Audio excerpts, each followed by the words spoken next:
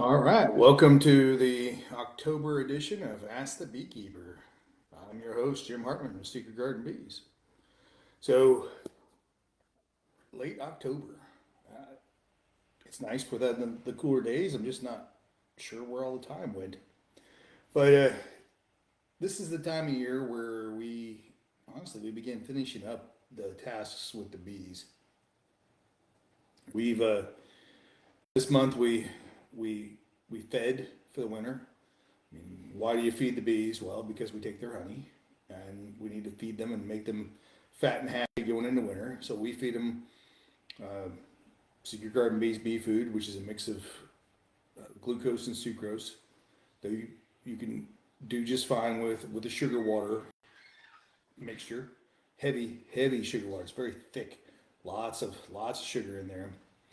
Uh, each hive took down about 5 gallons per hive, which is surprising.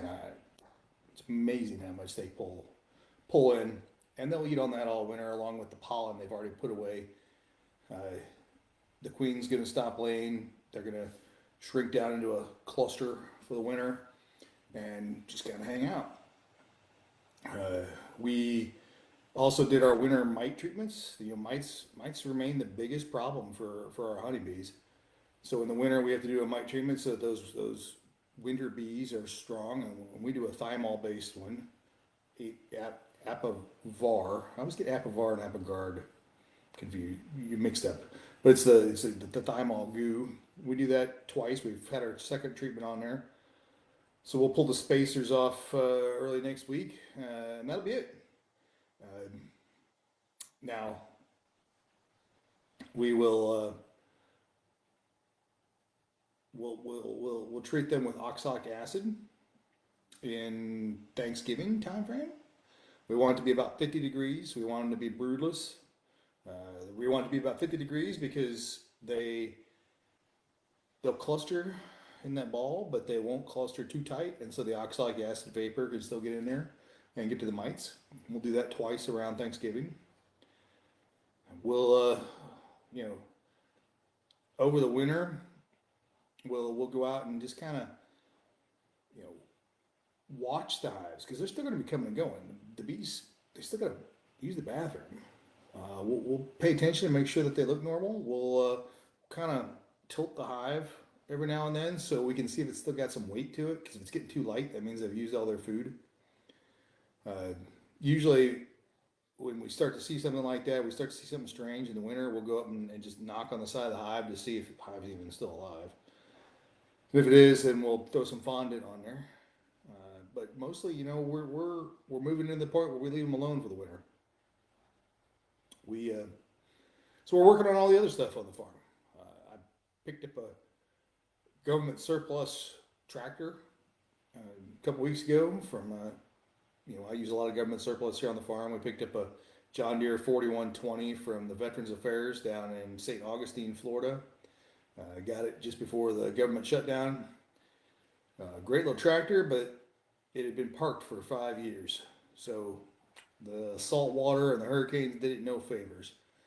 So we've been tearing it down. But man, I'll have a great tractor when it's done, but it takes a lot of time. We're just taking care of all the other stuff on the farm now. We've got a little bit of time, and it's cooler weather.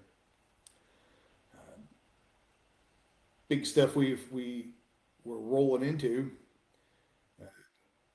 here late November, early December.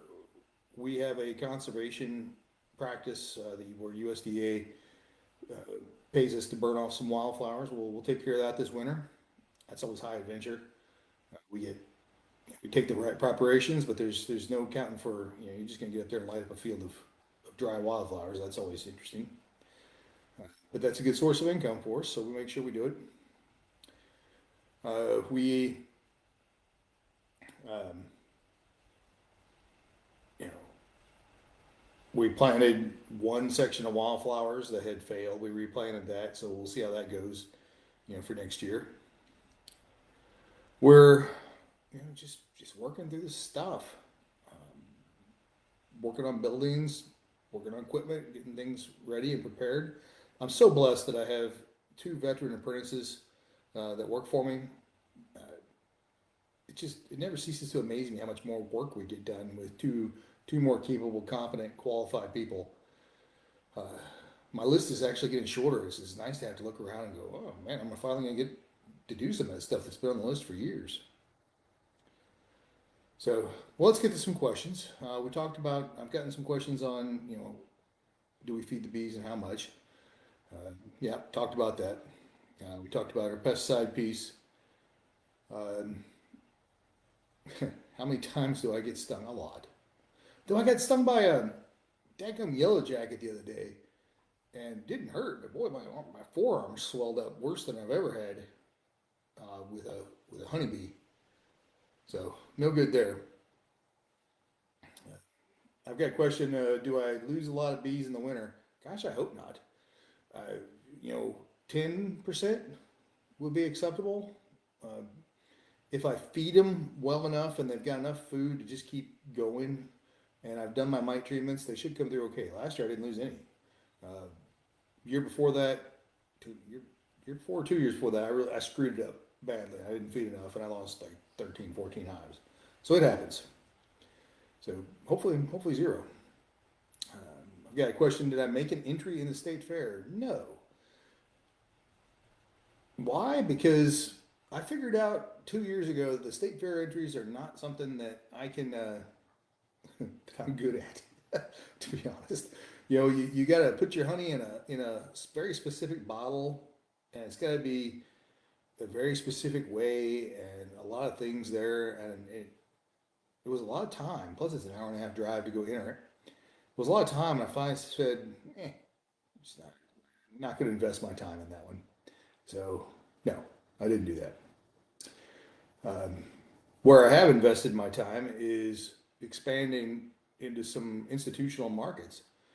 We're we're making some excellent inroads into colleges, universities, colleges, some healthcare systems, some corporate customers who have corporate kitchens, either for their coffee bars, putting it out for their folks, and that's been it takes time.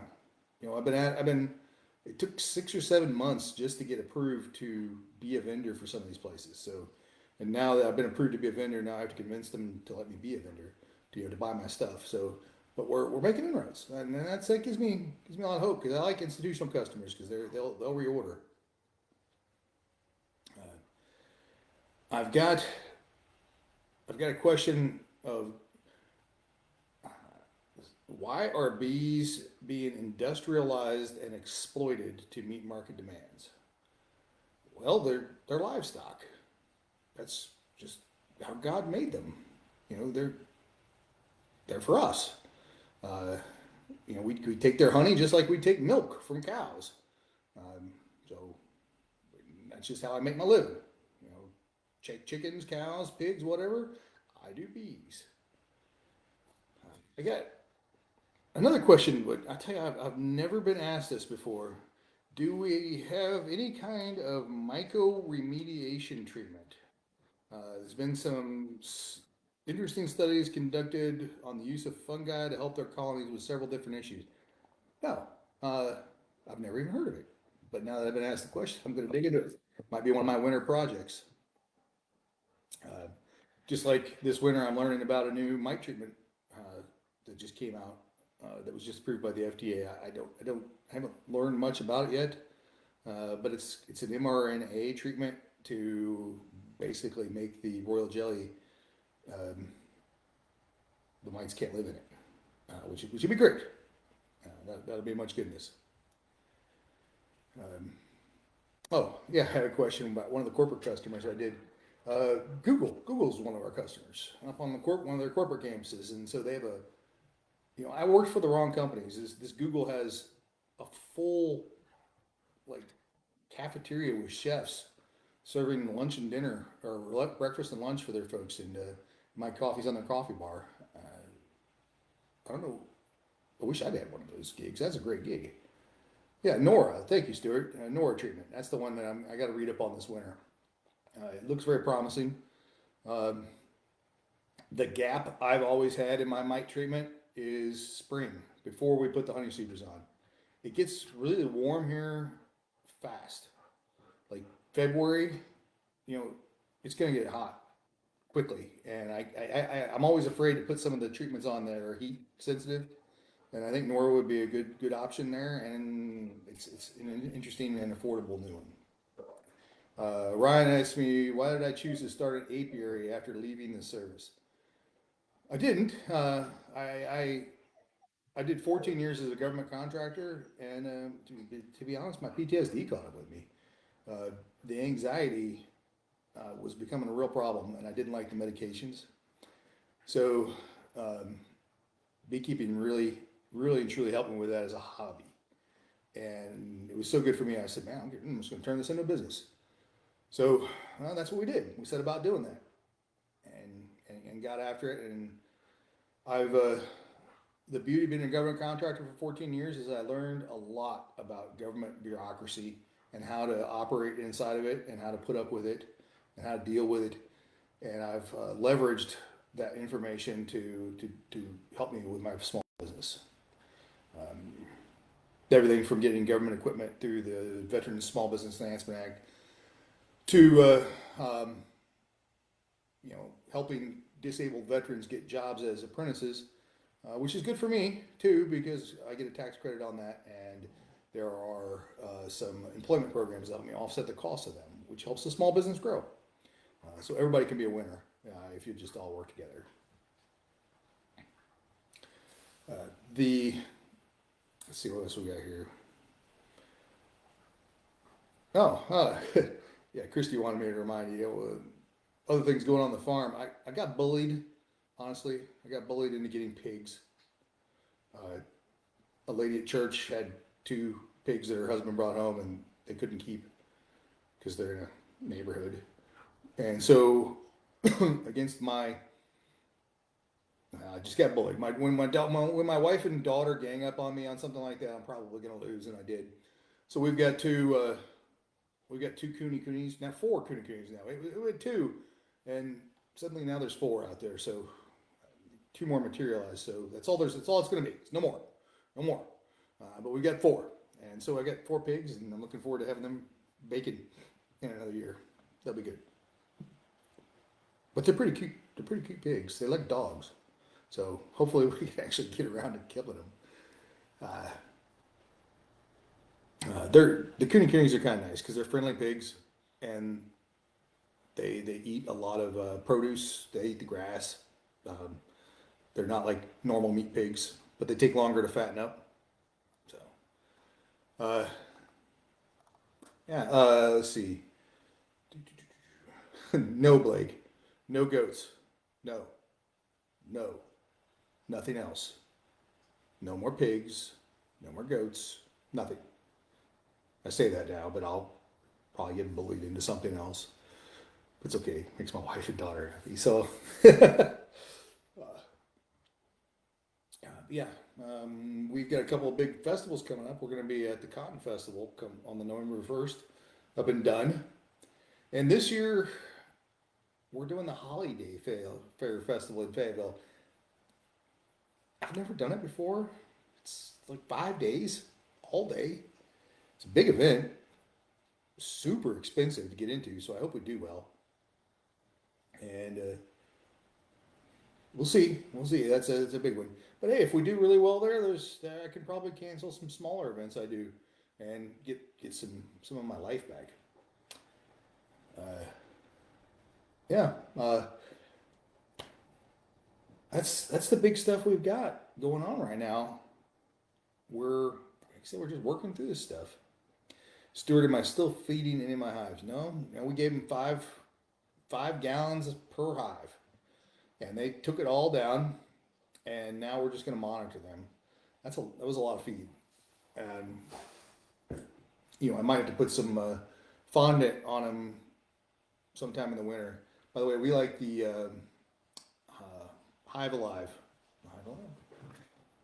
We like this. Yeah, Hive Alive. I like to get the big Hive Alive fondant patties. I buy them by the case. I like them because they're individually wrapped. and they keep if I don't use them all, and then I can just cut the center of them open, and stick them on top of a hive, and the bees will get up in there and eat it, and it's just really, really good. Question: how many hives would I like to have? I don't want to have more than 100. I've kind of figured out that more than 100 and the bees own you, not you don't own the bees. You just don't have time for anything else, and you don't have time for the marketing. You don't have time for the marketing. You don't have time to go through all the paperwork, and it really begins to impact your profit at scale. There's a scale where you start to make some money, which I found was about 25 hives, and that's where you start to see some economies of scale. And I think 100 is about the tipping point that I don't want to get over from a thing. Now, I'm told by a lot of commercial beekeepers that one guy can run 1,000 hives. I have no idea how that's possible. I'm just going to be completely honest. And I don't need that. I want to have a life.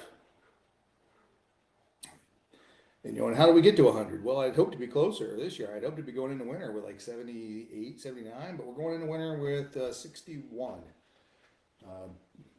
Just had a few that were weak and didn't make it. Lost a few here really late in the season because we had some drought that made them a little weaker. But next in the spring, we've got 16 nukes sitting out in the nuke yard that are going to be deployed. They're going to be solid production hives. I think coming spring, we'll get them out and then we'll start splitting hives. I'm hoping to add a couple more at the site that made purple honey for us this year. Maybe I get some more purple honey. That'd be great. But we'll split in the spring and make more hives out of that, and that's just how we grow.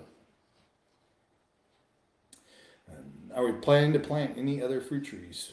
Maybe. I would like some more pear trees. I think I want to experiment. I've got a Bradford pear, which is an invasive pear. Doesn't do anything. I think I'm going to try and cut it back a lot, and then try and graft in some actual pear onto the stock of that tree and try and grow out of that. See if that works. Question: small hive beetles issues this year. It wasn't bad, and maybe I just had a great year. But we used those peppermints in all our hives this year, pretty regularly. Just straight up peppermints. Drop 2 or 3 into every hive whenever we did an inspection. North Carolina Beekeepers Association did a study on that, and it proved to be efficacious. And we liked it. A lot of beekeepers, and what I'm going to do this year is I'm going to steal their idea. They buy candy canes after Christmas, and that way you've got that nice little hook that you can just hang it over a frame. And we're going to do that this year after Christmas. I'm going to buy a bunch of the candy cane ones, and we'll just start dropping them over the hives, over the frames next year. And maybe it was just a good year, and maybe that worked. But yeah, I didn't have a whole lot of small hive beetles, and that made me real happy. So take that tip for what it's worth. Yeah. Other than that, it's just moving into winter, and we're moving along. Looking forward to seeing my family at the holidays. Looking forward to taking my wife on a vacation in the spring. We're gonna go to Portugal in the spring. We're gonna go visit. As a true farmer, we're gonna go visit the farm where my corks come from. Cork trees grow in Portugal. See, that's where you get them from. We're gonna go visit that farm. So I'm excited about that, and you can't do that unless you've got people to hold down the fort here, and that's what the benefit of having 2 apprentices. That's the big stuff for the year. Ryan, I'm glad you like our purple honey. I was really surprised to get another 12 pounds or whatever I got out in the fall harvest. That really made my day.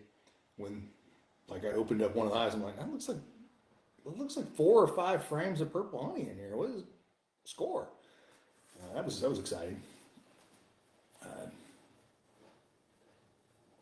And yeah, that's the big stuff going on. We'll let you know. We'll post. Check out my Facebook. I'm going to do a story on this tractor we're working on. Everybody thinks, wow, you get this great equipment because they see what it looks like when it's done. And the whole back end of this tractor is torn apart right now. It was just was bad. The brakes were rusted. The brakes had been sitting for 5 years. So the brakes were completely locked up. And so we've had to figure out how to do a lot of that. And then we've had to go through the hydraulics. I've learned a lot working on this tractor. Uh, gosh, I hope I can remember how to put it back together again correctly, and that everything works when we're done. Because yeah, there's always a few parts left over on all good projects. A reminder: we are a Harvest Host site too. So if you're a camper, Harvest Host is a great way to find farms to camp on. And if you're a farmer out there, Harvest Host is a great way to add some agritourism revenue to your farm. It's been really good to us, and this is a popular time of year for us. We've got 3 campers down there right now spending the night. So that's been a tremendous blessing, especially as some of our businesses slowed a little bit this year for whatever reason,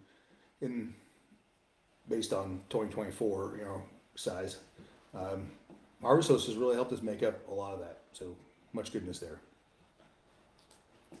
And if you like our product, again, leave us a Google review. We'd love to get some more positive stuff on there. Well, I appreciate your time, and you all enjoy I'll see you next month. Make sure save some questions for me. Sign up for this. Send them to us. We'll answer them. Appreciate your time. Thanks so much.